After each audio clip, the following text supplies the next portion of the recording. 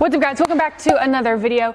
Today we got for you 7 exercises that we like to pick from when we're training an athlete on game day or the day before game day. So essentially like that priming session. So hopefully you guys enjoy this video. If you do, please give it a thumbs up. Please subscribe to the channel. We post new videos every Tuesdays and Thursdays, so make sure to subscribe to catch all of them. Hope you enjoy.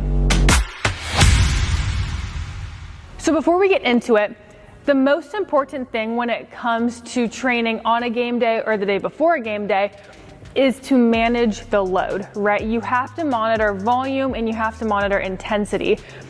Make sure that you're not causing fatigue to your athlete, right? The goal is to prime them, to get them fired up, to get them ready to go, but not to cause any fatigue. And just because one exercise works really well to prime one athlete, it does not mean it's gonna work well with another.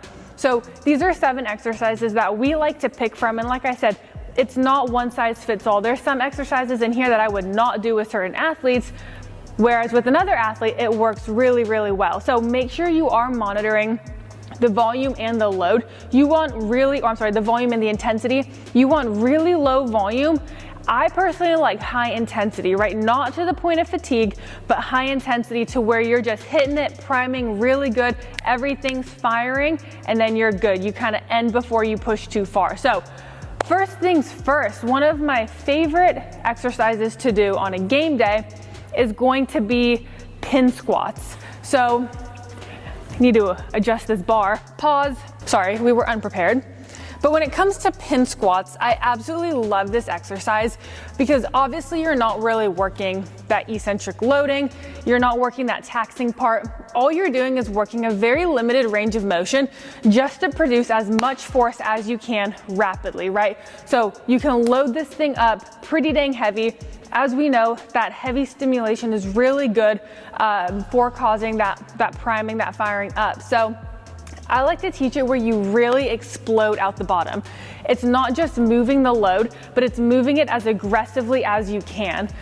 So set it up in accordance with your height. Good Lord, can I even move this? Set it up according to your height, right? I like to start at about here. So not crazy low, but also I'm not going just like a stand. Sometimes I will, like if I'm working with like a track athlete who is really just working in these ranges of motion. So it's super dependent, but for myself or like a soccer player team sport, I'd probably go about here where we set up. I'm up.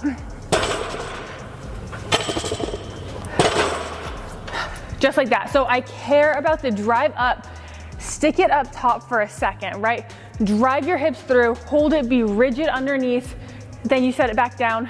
I keep the reps so low, 2, honestly, maybe 3. Typically I'll go 2, and you don't need that many sets of it either. The goal is to prime, right? Get shit going, don't overtax. Number 2, we're going explosive step ups. I only use a 12-inch just because with the bar on the back, 18-inch is typically a little high because once again, we're working just that limited range of motion. So very similar to that squat, just this angle right here, that's all I want to train is that like final punch, if you will. So I love this exercise. Once again, that rigidity, that ability to explode, drive force into that box. So I'm here and I'm up. Really trying to pop yourself. I don't want it to be a thing where you're just casually getting on, right? It's not just a easy little stair step. Put force in, punch it, strong at the top, stabilize. This is another fantastic option. Number 3, I love using the medicine ball for a game day priming session. It is absolutely amazing to have really high output, so really high intensity, does not tax the body that much. And another thing that I love about utilizing med balls, regardless of the sport, is it improves coordination, especially if we do something like a shot put, for example, or a running shot put, where you have to use the full body, granny toss, whatever it may be. Working on that ability just to sync everything up, to work on that coordination element and get your body ready in that sense. Also too, there is a huge mental part of prepping yourself for a game, right? So by doing something with the med ball where you tell an athlete, I want you to throw this thing as hard as you possibly can, try to break the ball, try to break the wall, whatever you have to say, in order to get that athlete firing as fast as they can, as aggressively as they can.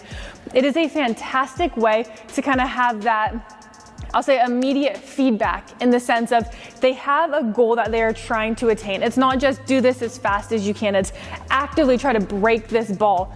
And oftentimes you'll see your athletes just taking it up another level, where they're actually trying to cause damage to the ball, to the wall, whatever it may be.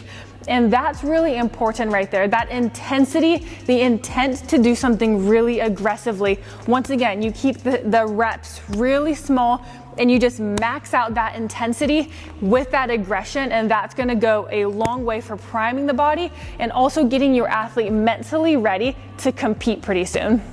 In a similar fashion, number 4, we're gonna go jumps. So I wanna preface this by saying these are jumps that we're not trying to reach max outputs or push to fatigue, not necessarily going to failure. That being said, you can still try to have your athlete like hit a max jump, but you just really, really have to hold back that I'm gonna do this until I get it, I'm gonna go till I'm tired. That's not the point here.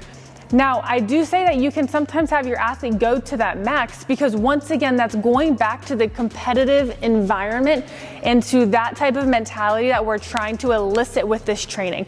The physical response of having to jump, obviously, but that mental part of stimulating the brain to be, I'm about to have to compete, I wanna get this shit. And if they hit a really good jump, then that is absolutely amazing for the athlete going into competition, building up that confidence, knowing that they can hit something big.